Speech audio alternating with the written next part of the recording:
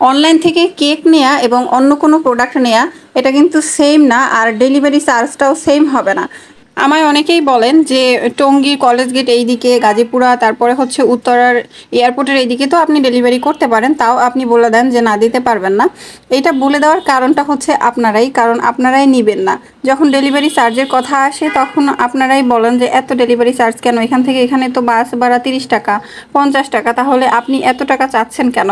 আসলে এখনও আপনারা যে এই কেকের ডেলিভারি চার্জটা নিয়ে বুঝেন না, এটা আসলে ধারণার বাইরে। কারণ কেকটা ডেলিভারি করা এবং অন্যান্য প্রোডাক্ট ডেলিভারি করা কিন্তু সেম না।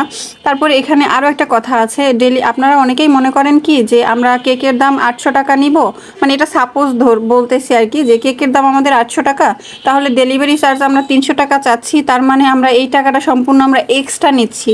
ঠিক আছে, আমরা কেকের দামও নিচ্ছি 800 টাকা, আবার ডেলিভারি চার্জের কথা বলে নিচ্ছি 300 টাকা, তাহলে তো আমরা এখানে অনেক টাকা নিয়ে ফেলছি, তাই না? এই ভুলের জগতে যারা আছেন তাদের জন্য বলতেছি যে ডেলিভারি ম্যান যেই ডেলিভারিটা করে এটা তার চাকরি, সে এর জন্য এই টাকাটা নেয়, এটার সাথে আমাদের কোনো লেনাদেনা নাই। ঠিক আছে, এই টাকাটা আমরা পাই না। এটা তো আমি আরও অনেক ভিডিওতেই বলেছি। তারপরে যারা অনলাইনে আছেন, অনলাইন থেকে জিনিসপত্র কেনাকাটা করেন, আপনারাও জানেন একটা পেজ থেকে আমরা কোনো জিনিস নিলে সেইটা তারা পাঠাওয়ের মাধ্যমে পাঠায়, তারপরে হচ্ছে আরও বিভিন্ন এসি পরিবহনে পাঠায়। তো আমি একটা পেজ থেকে যে নিলাম, তো এসি পরিবহনের কাছে তারা সেই টাকাটা তারা চার্জ নেয়, তারা গাড়িতে করে এই জিনিসটা বহন করে আপনার কাছে পৌঁছে দেয়, এটার চার্জ এটা। এখানে তো ওই যেই পেজ থেকে নিলাম সেখানে সে তো আর এই টাকাটা পায় না, তাই না? আপনি একটা জিনিস কিনতে বাজারে গেলেন, সেখানে আপনার গাড়ি ভাড়া, যাতায়াত খরচ, আসা যাওয়ার হয়, তারপরে কিছু কিনে খেলেন, সেখানে আপনার খরচ হয়, এনার্জি নষ্ট হয়, তাই না? তো এখানে আপনি অর্ডার করলেন, ঘরে বসে পাইলেন, এখানে আপনার কিন্তু গাড়ি ভাড়াও লাগতেছে না, এনার্জি খরচ হইতেছে না, কিন্তু এটা যে আপনার কাছে পৌঁছে দিচ্ছে তার তো গাড়ি ভাড়া যাচ্ছে, তার এনার্জি খরচ হচ্ছে, সেই বাবদ তো তাকে পে করতে হবে, তাই না? আর এখানে তো এই ডেলিভারি চার্জের ব্যাপারটা তো সম্পূর্ণ আলাদা। আমাদের প্রোডাক্টের দাম আমরা পাই, আমরা তো ডেলিভারি চার্জটা পাই না। তারপরে এখানে কথা আরেকটা, যে কেকের ডেলিভারি চার্জ কেন বেশি? কেক ডেলিভারি করা তো অন্য প্রোডাক্টের মতো না। কেকের একটা বক্স নিলে অন্য আর কিছু নেওয়া যায় না, আবার সাবধানতার সাথে নিতে হয়, যে নড়ে সরে গেলে আবার ভিতরে কেকটার ডিজাইনটা নষ্ট হয়ে যাবে, কেকটাও বোর্ড থেকে সরে যাবে। আপনারা নিশ্চয়ই দেখছেন যে এক একজনের কেক এরকমের নষ্ট হয়ে যায়, আবার ফেরত আসে। তো এইসব নানান কারণেই হচ্ছে কেকের ডেলিভারি চার্জটা বেশি ধরা হয়, যেহেতু এটা একটা বক্সই নিতে হয়, আবার অনেক সাবধানের সাথে নিতে হয়। আবার যেসব জায়গায় বাসে করে যাওয়া যায় সেই বাসেও ওঠা যায় না, কারণ ওখানে ভিড়াভিড়ির মধ্যে বক্স নিয়ে যাওয়া সম্ভব হয় না।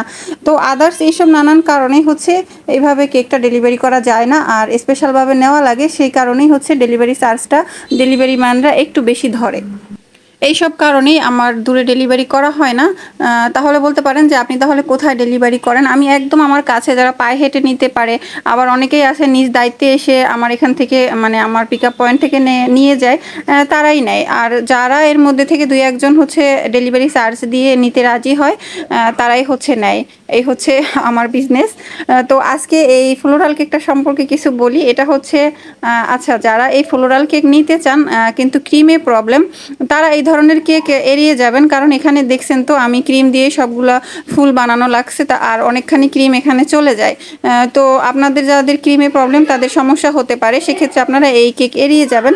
তারপর অনেকে নিতে চায়, বলে যে আপু আমি ক্রিম ফেলে দিয়ে খাবো, সেক্ষেত্রে আপনি টাকা দিয়ে যদি নিতে চান নিবেন, আমি নিষেধ করতে তো পারবো না, কিন্তু আমার দৃষ্টিতে আমার কাছে মনে হয় যে খাবারের জিনিস এভাবে নষ্ট না করাই ভালো। আপনি সিম্পল ডিজাইন নেন, সেটাই অনেক সুন্দর হয়।